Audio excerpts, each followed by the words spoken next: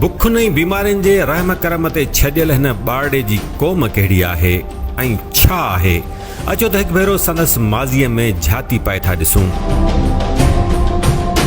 ॾंद कथा आहे त सिंधी क़ौम 5 लख साल अॻु पत्थर जे दौर में जनम वरितो हो। उहा खणी पकी ॻाल्हि न हुजे, पर 5000 साल पुराणी सिंधी सभ्यता जा निशान दुनिया खे इन ॻाल्हि जी गवाही ॾेई चुका आहिनि त आसार ॿुधाइनि था त इमारत अज़ीम हुई। ही हज़ारे साल अॻु फीथो, ड्रेनेज, डेसिमल, शतरंज समेत दुनिया खे अचरज में विझंदड़ एजादूं ॾेई विया। भला इन्हनि एजादुनि खे केरु नंढड़ो सम्झे, पर सभ खां पहिरीं बंदरगाह जो बुनियादु विझी अॼु दुनिया खे हिन तरक़ीअ जो रस्तो ॾेखारींदड़ सिंधीअ जो थोरो ही जहान कीअं थो विसारे सघे। जग मशहूर अमरीकी आर्कियोलॉजिस्ट जॉर्ज फ्रैंकलिन डेल्स 1927 खां 1992 ताईं जॉर्ज पंहिंजी तहक़ीक़ में दावा करे थो त सिंधु दरिया जी महाॿोॾ में तबाह थियण खां अॻु सिंधियुनि हाणे मोहनजे दड़े नाले सुञातो वेंदड़ शहर खे 7 भेरा ॿीहर ठाहियो हो। सिंधी कश्मीर खां कंधार ऐं गुजरात खां सौराष्ट्र ताईं हुक्मरानी कंदो हो। असुल सिंध एतिरी वॾी हुई।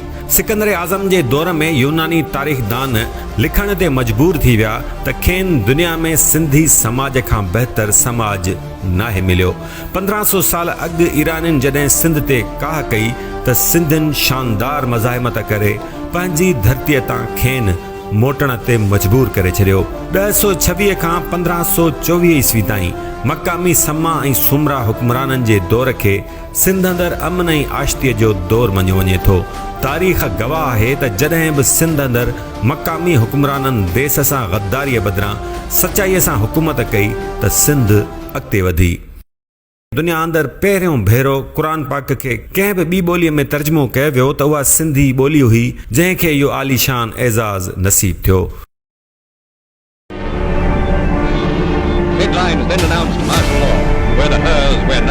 नंढे खंड में सिंधी उहा पहिरीं क़ौम आहे जंहिं अंग्रेज़ साम्राज्य ख़िलाफ़ मज़ाहिमत शुरू कई। सांगड़ जी धरती अॼु बि उन जी गवाही ॾेई रही आहे। सूर्य बादशाह पीर सिबगतुल्ला शाह राशिदीअ जी सरवाणीअ में हुरन वतन या कफ़न जो नारो हणी साणे तां सिर घुरे छॾिया।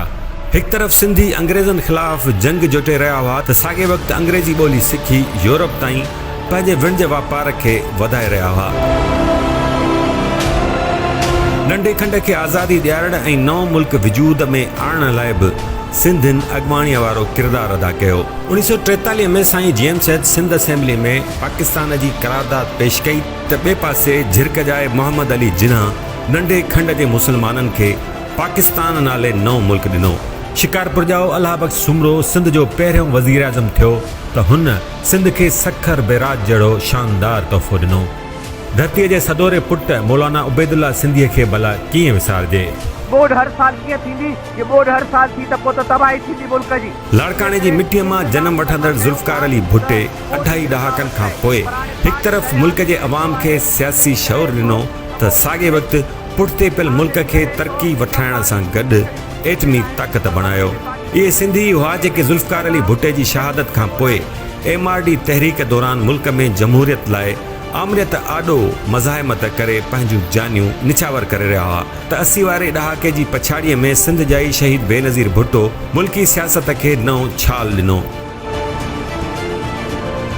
इहे त सिंध जी तारीख़ जूं सफ़ा थोरियूं हक़ीक़तूं आहिनि।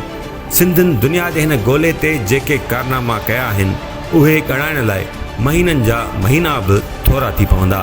सॼी दुनिया जे विणज वापार में वॾो हिसो सिंधियुनि जो आहे।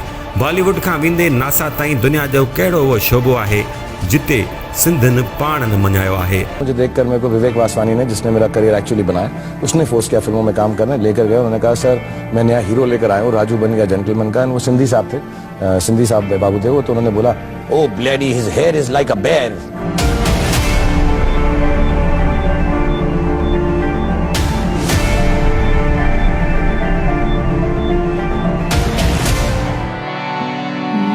शाह लतीफ जय लतीफ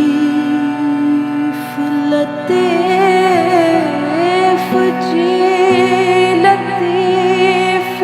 दुनिया जे वॾे में वॾे शाइर जी हिन धरतीअ तां पैदा थींदड़ पुटनि ऐं धीअरुनि सियासत, ॾाहप, इल्म, अदब, साइंस, इंजीनियरिंग समेत हर शोबे में मान मथां करायो आहे। रसूल बख्श पली जो सियासत ऐं ॾाहप में पंहिंजो मट पाण हो त पुरमन मज़ाहिमत वसीले सिंध लाइ ज़िंदगी मौत जहिड़नि मनसूबनि ख़िलाफ़ रुक जी दीवार बणिजी वियो। अलामा आया काज़ी खां वेंदे इब्राहिम जोए ताईं, शेख अयाज़ खां वेंदे अमर जलील ऐं उस्ताद बुखारीअ ताईं इल्म ऐं अदब जा माणिक मोती हिन ई धरतीअ ॼणिया। हिन ई ॾुखायल ॾेह तां दुनिया अंदरि मेडिकल जे शोबे में इनकलाब बि सिंध जाए आंदो आहे त वरी जे सिंधी रांदि जे मैदान में लथो त चिथरनि बावजूद हिम्मत न हारायई ऐं पाण मञरायई। पर हिन आलीशान धरतीअ जे महान माण्हूअ खे अॼु एॾो हक़ीर छो सम्झियो वियो आहे जो परदेदार न्याणियूं रोडनि किनारनि ते बिना छित जे वेठल आहिनि।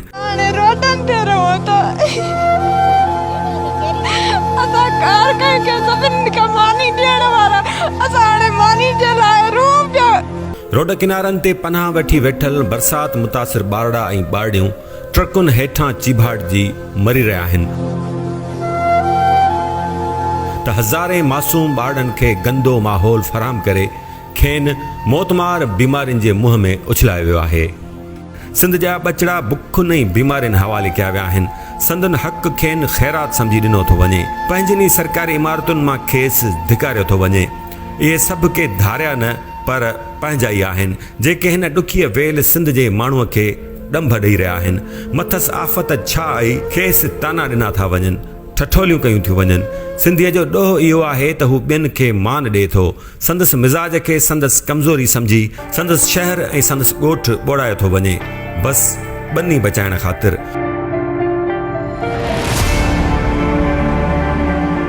हू सुखियो सताबो बि आहे ऐं ग़रीब पिणु, पर पेनून आहे।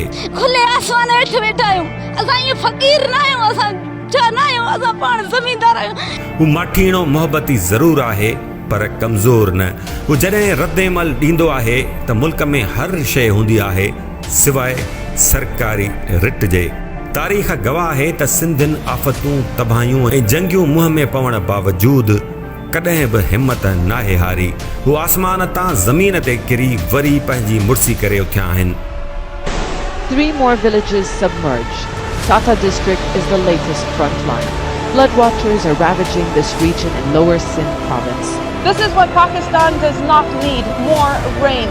Locals in the area did their best. We saw them place sandbags and stones at the Surjani. 2010 वारी महाबोर्ड में सिंधियुनि जी दिलेरीअ जो दास्तान आलमी मीडिया जी ज़ीनत बणियल रहियो। Sana Khuder, Al Jazeera, Hyderabad City.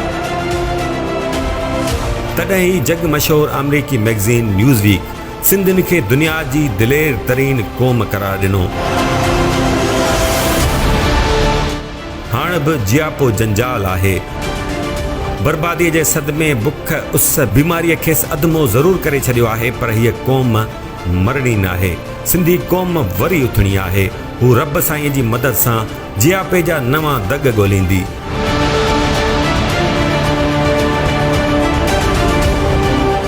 धणी सणाई कंदो, ही शहर ऐं ॻोठ वरी आबाद थींदा इंशा अल्लाह।